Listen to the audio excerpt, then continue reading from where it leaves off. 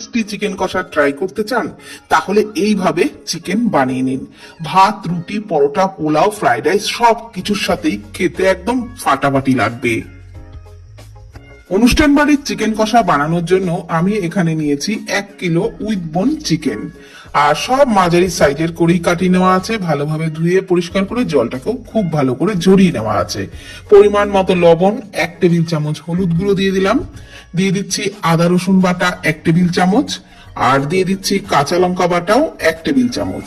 টক দই দিয়ে দিচ্ছি 2 টেবিল চামচ, আর দিয়ে দিচ্ছি সর্ষের তেল 3 টেবিল চামচ।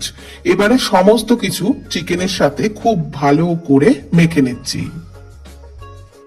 সমস্ত মশলা, টক দই চিকেনের সাথে ভালো করে মাখিয়ে নেওয়া হয়ে গেলে অবশ্যই ঢাকা দিয়ে কিন্তু 30 মিনিট রেস্টে রাখতে হবে।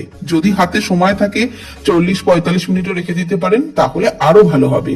তো আমি 30 মিনিট পরই রান্নাটা শুরু করছি। কড়াইয়ে বেশ খানিকটা পরিমাণে সর্ষের তেল দিয়ে দিলাম, আর 1 চামচের একটু কম দিয়ে দিলাম চিনি। চিনিটাকে এইভাবে তেলের মধ্যে দিয়ে নাড়াচাড়া করলে মাংসের মধ্যে কালারটা কিন্তু খুব সুন্দর হবে। আর চিনি গলে গেলেই দিয়ে দিলাম পেঁয়াজ কুচি। এখানে আমি 4টে বড় সাইজের পেঁয়াজ কুচি দিয়েছি। আর যেহেতু তেলে চিনি দিয়েছি, তো পেঁয়াজটার কালারও কিন্তু খুব সুন্দর লালচে হয়ে গেছে। চিনিটা ক্যারামেল হয়ে গিয়ে পেঁয়াজের কালারটাও কিন্তু খুব সুন্দর হয়েছে, আর এতে করে মাংসের কালারটাও সুন্দর আসবে। তো দিয়ে দিলাম আদা রসুন বাটা 2 টেবিল চামচ মতো, আর কাঁচা লঙ্কা বাটাও আমি 2 টেবিল চামচের একটু কম দিলাম। এবারে সমস্ত মশলা খুব ভালো করে কষিয়ে নেব। এখানে আমি প্রায় 15 থেকে 20 কোয়া রসুন আর 2 ইঞ্চ আদা, 10-12টা কাঁচা লঙ্কার পেস্ট তৈরি করে রেখেছিলাম। তার থেকে কিছুটা ম্যারিনেশনে দিয়েছি, আর এখন কিছুটা পরিমাণে দিয়ে কষিয়ে নিচ্ছি। তো মশলাগুলোর থেকে তেল ছেড়ে দিলে দিয়ে দিচ্ছি গুঁড়ো মশলা, 1/2 চামচ করে জিরে গুঁড়ো, ধনে গুঁড়ো, হলুদ গুঁড়ো, 1/2 চামচের একটু বেশি দিচ্ছি কাশ্মীরি লঙ্কার গুঁড়ো আর হলুদ গুঁড়ো, পরিমাণ মতো লবণ, আর অল্প পরিমাণে জল দিয়ে দিলাম যাতে মশলাগুলো পুড়ে না যায়। এবারে কিন্তু মশলা খুব ভালো করে কষিয়ে নেব। আর মশলা কষাতে কষাতে কিছুক্ষণের মধ্যেই দেখুন মশলার কালারটা কতটা সুন্দর হয়েছে। তো কাশ্মীরি লঙ্কার গুঁড়ো আর যেহেতু তেলে চিনি দিয়েছিলাম, সেই কারণেই কিন্তু এত সুন্দর একটা কালার এসছে। তো মশলার থেকে তেল ছেড়ে দিলে মশলা কষাতে কষাতে তারপর দিয়ে দিলাম একটা বড় সাইজের টমেটো পেস্ট, আর টমেটো বাটা দিয়েও খুব ভালো করে কিন্তু মশলা কষিয়ে নিচ্ছি। একদমই যেন টমেটোর কাঁচা গন্ধ না থাকে, তো খুব ভালো করেই কিন্তু কষিয়ে নিতে হবে। আবারও মশলার থেকে তেল ছাড়তে শুরু করলে দিয়ে দিলাম ম্যারিনেট করে রাখা চিকেনটা, আর চিকেন দিয়েও সমস্ত মশলার সাথে নাড়াচাড়া করে আগে একটুখানি মিশিয়ে নিচ্ছি। মানে মশলাটাকে চিকেনের সাথে ভালো করে মিশিয়ে নেওয়ার পর ঢাকনা চাপা দিয়ে দিয়ে কিন্তু রান্নাটা করব। তাতে করে চিকেন থেকে যে জল বেরোবে সেই জলেই চিকেন সিদ্ধ হয়ে যাবে। তো ঢাকনা চাপা দিয়ে চিকেন রান্না করছি, ততক্ষণে 2 টেবিল চামচ চাল মগজ আমি আগেই জলে ভিজিয়ে রেখেছিলাম। সেই চাল মগজটাকে মিক্সির জারেতে অল্প জল দিয়ে পেস্ট তৈরি করে নিলাম। অনুষ্ঠান বাড়িতে কিন্তু চাল মগজ বাটা অবশ্যই করে দেয়, সেই কারণে আমিও একটু চাল মগজ বাটা দিচ্ছি। এদিকে দেখুন ঢাকনা চাপা দিয়ে চিকেন কিছুক্ষণ রান্না করাতে চিকেন থেকে অনেকটাই কিন্তু জল বেরিয়ে গেছে। তো একটু নাড়াচাড়া করে নিয়ে আবারও ঢাকনা চাপা দিয়ে রান্নাটা করে নিচ্ছি। আবারও কিন্তু চিকেন থেকে আরো বেশি জল বেরিয়ে গেছে।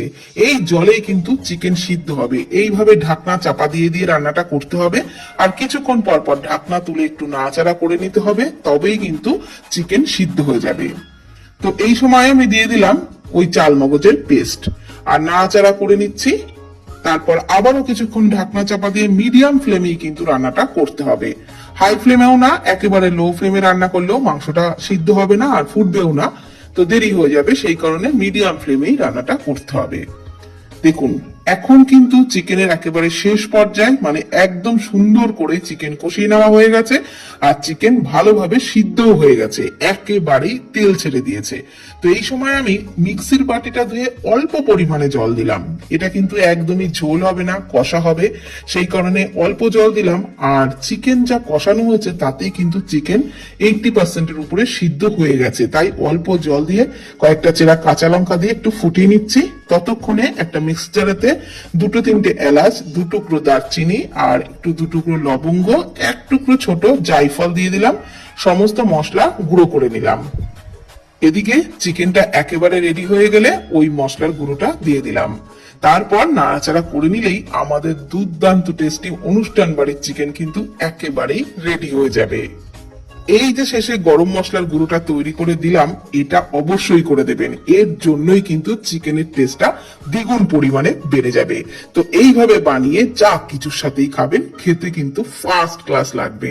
আর ভিডিওটি ভালো লাগলে প্লিজ কমেন্টের মাধ্যমে জানাবেন। ভালো থাকবেন, সুস্থ থাকবেন, ধন্যবাদ।